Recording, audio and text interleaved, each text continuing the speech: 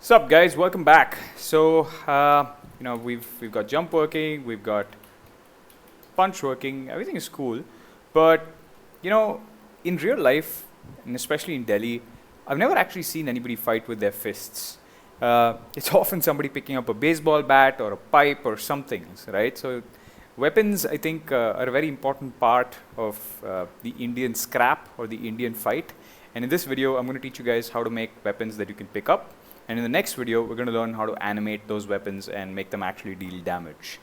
So what we're going to do is I'm going to go into my blueprints folder and I'm going to create a new blueprint class, we'll make it an actor, and we'll call it BP master item.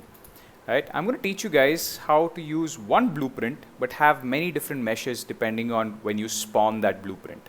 Right? So I can just drag this blueprint in and there's nothing inside it right now, so I'm just going to delete it.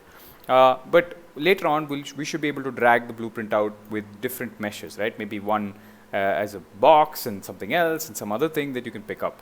So I'm just going to delete all of these and I'm going to go into my master item. So what I want to do first is I want to add a component. I want to add a static mesh, right? And the static mesh, let's just pick maybe a cube or something. Let's make this smaller. Let's make this smaller. Now, this cube is great, right? I mean, this is just, I've already set the cube here, but I want to be able to set the cube in real time, right? I don't want to kind of have all my items to look like a cube. So I want it to be changed at real time. So what am I going to do? I'm going to go to my variables. I'm going to add a new variable and I'm just going to call this the item mesh, right? And I'm going to change this variable type from Boolean to static mesh. The static mesh right here, right? Make sure you choose object reference. So when you look for static mesh here, there are many things. We don't want a class or soft object. We want an actual object. So we'll just say object. And I want this to be instance editable, right? We've used instance editable before.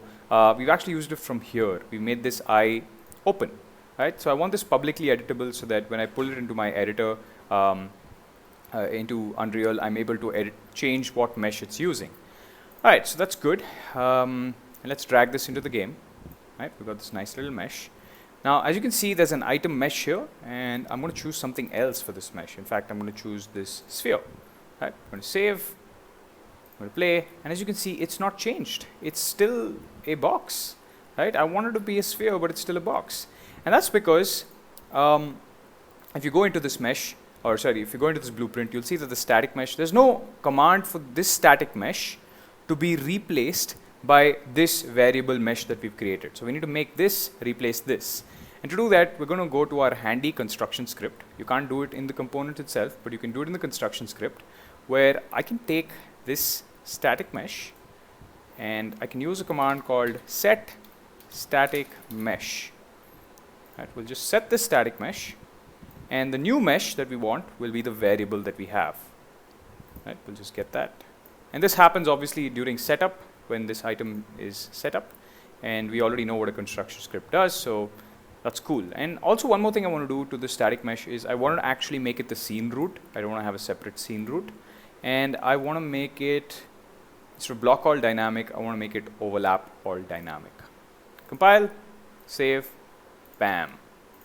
Right, so as you can see, now it's a sphere, and I can change the sphere, right? I can change it from a sphere to, let's see, what other things do we have?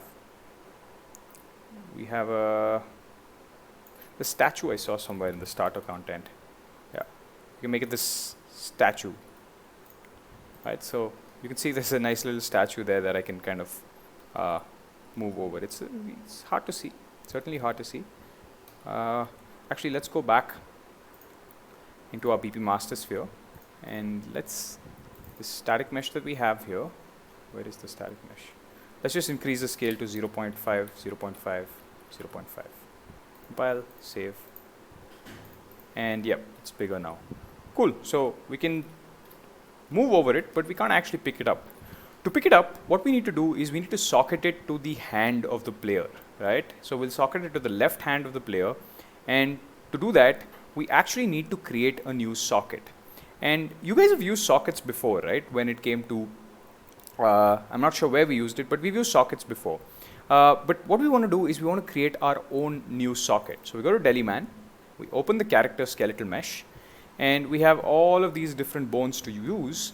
But what I want to do is I want to show you guys how to make my own socket. So I'm going to go to the left hand.